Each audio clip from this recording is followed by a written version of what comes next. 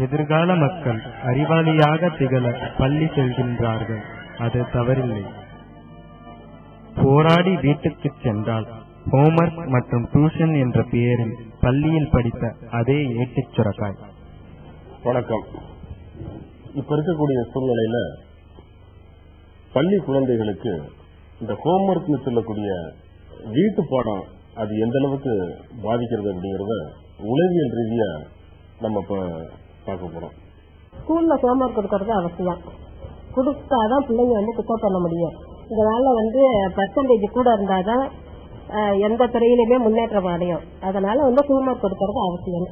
Homework தரது writing works இருக்கக்கூடாது. வெறும் படிச்சுட்டு அடுத்த டெஸ்ட் எழுதுற மாதிரி சொன்னாங்கன்னா அது யூஸ்ஃபுல்லா இருக்கும். ஃபோர்த்ல இருந்து கொஞ்சம் கொஞ்சமா இம்ப்ரூவ் பண்ணலாம். எல்கேஜி யூகேஜி பசங்களுக்கு அவசியமே கிடையாது.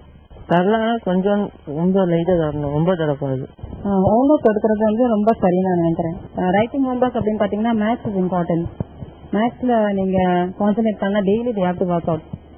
மற்ற ரீடிங் ஹோம்வொர்க் அப்படின்னு பாத்தீங்கன்னா ஒவ்வொரு நாளைக்கு ஒவ்வொரு சப்ஜெக்ட், சயின்ஸ் ஒரு நாளைக்கு, சோசியல் ஒரு நாளைக்கு, இங்கிலீஷ் ஒரு நாளைக்கு, அப்படி நீங்க ஸ்டார்ட் அப் பண்ணி கொடுத்தீங்கன்னா இட் வில் பி யூஸ்ஃபுல். கொடுத்தாதான் பிள்ளைங்க ஓரளவு முன்னேற்றம் அடைய முடியும். இல்லன்னா பர்சன்டேஜ் எடுத்து மார்க் வாங்க முடியாது. எல்லா பாடங்களையும் ஹோம்வொர்க் தேவைதான். ஏனென்றால் அந்தண்டைக்கு பாடங்களை அந்த மாணவர்கள் அப்பொழுதுதான் புரிந்து கொண்டு நிறைய மார்க் வாங்கி பாஸ் பண்ண அங்கு வாய்ப்பு ஏற்படுகிறது. ஹோம்வொர்க் ரொம்ப அவசியம் சொல்றேன். ஏன்னா இன்னைக்கு மாடர்ன் வேர்ல்டுல பிள்ளைங்க கிளாஸ்ல கவனிச்சு அப்படியே வீட்டுல நைட்ல புக்கை வச்சுட்டு அப்படியே அடுத்த நாள் தான் ஸ்கூலுக்கு போகுது. ஆனா இப்போ பகல்ல கேட்கறது நைட்ல வீட்டுல ஹோம்வொர்க் பண்ணி பார்த்தாங்கன்னா அது இந்த மனசுல நல்லபடியில புரியறதுக்கு ஒரு சான்ஸ் கிடைக்குது.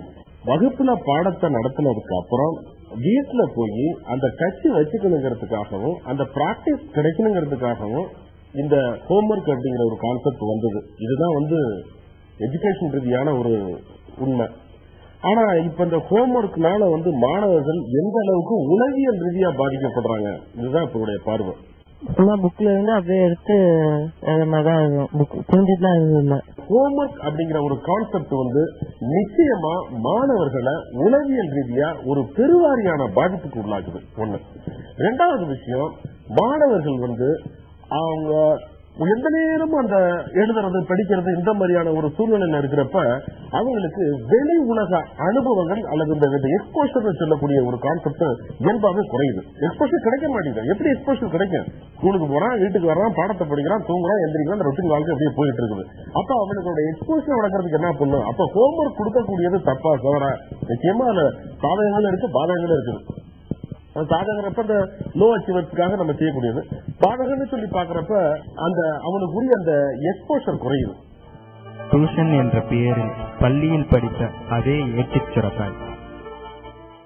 டியூஷனுக்கு குழந்தைங்க படிக்க வேண்டியது ரொம்ப அவசியம். டியூஷன் போனா கொஞ்சம் படிக்க முடியுது. டியூஷன் பெரிய கிளாஸ்லாம் தேவைதான். 10th plus 2க்கு டியூஷன் தேவை.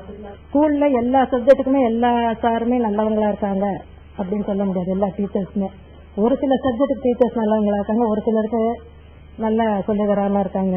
அதனால எக்ஸ்ட்ரா கோச்சிங் 10th plus 2க்கு ரொம்ப ரொம்ப அவசியமா தான் இருக்கு. ஸ்கூல்ல ஒழுங்கா சொல்லித்தரல அப்படின்னு கிடையாது.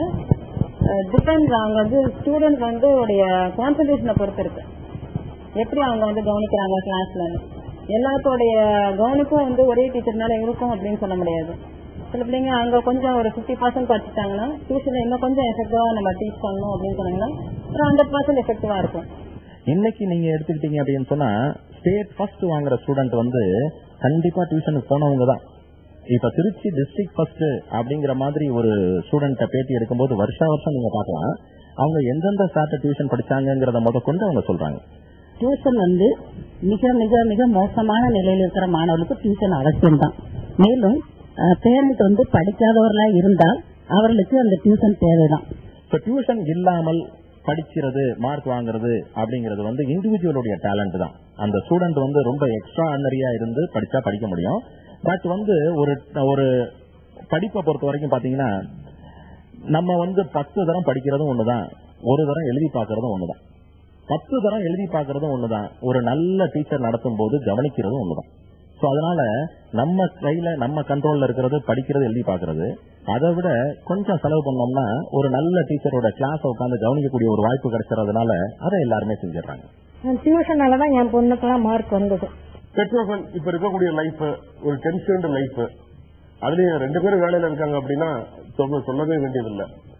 காலையில ரொட்டீனா போயிட்டு திரும்ப ஈவினிங் ஒரு 5 அல்லது 6 மணிக்கு வீட்டுக்கு வர்றாங்க. வந்த உடனே அம்மா வந்து சமையல் என்கேஜ் ஆயிடுறாங்க. அப்பா கொஞ்சம் ஏதோ ஒரு ஜஸ்ட் ரிலாக்ஸ். அதுக்கப்புறம் அவருடைய வேலையில ஆபீஸ்லயோ அல்லது வேற எங்கேயோ நிர்வாகம் படிக்கிறப்ப கொஞ்சோண்டு அதனுடைய லட்சியப்பட்டு வீட்லயும் கொஞ்சம் வேலை இருக்கு, இந்த மாதிரி வர்றாங்க. அல்லது வேலையே இல்லாதவங்க கூட வீட்டுக்கு வந்த உடனே ஒரு டென்ஷன் வந்து ஒரு ரெஸ்ட் அல்லது ஒரு அமைதியான சூழலை எதிர்பார்க்கறாங்க. இப்ப இந்த குழந்தைகள் இங்க வந்து இவங்களுடைய அந்த வேலைக்கு வந்து எது தொந்தரவு பண்ணக்கூடாதுங்கிற ஒரு ரீதியில ஹோம்ஒர்க்ங்கிற ஒரு கான்செப்ட்ல இவங்களை வந்து உட்கார வச்சு கட்டி போட்டுறாங்க. அப்ப ஆட்டோமேட்டிக்கா அவங்க என்ன பண்ணுவாங்க, எந்த தொந்தரவு இருக்காது, வீட்டுல உட்காந்து அவங்க அவங்களுடைய வேலையை பார்த்து அந்த மாணவர்கள் வேலையை பார்த்துக்கிட்டு இருக்காங்க. பெற்றோர்களுடைய வியூ இந்த அடிப்படையில் இருக்கு.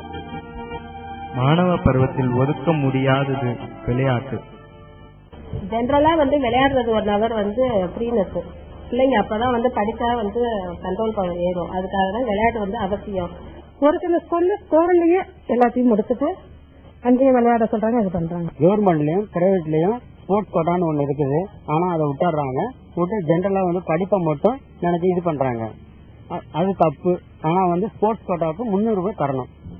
ஸ்போர்ட்ஸ்னால எங்க படிப்பு ஒன்றும் பாதிக்கல. ஸ்போர்ட்ஸ்லயும் படிப்புலயும் ரெண்டுத்துலயும் முன்னுரிமை கொடுக்கணும். அதுதான் ஃபர்ஸ்ட். ஒளிரும் இந்தியாவுக்கு தேவை படிப்பாளி மாணவர்கள் அல்ல, அறிவாளி மாணவர்கள்.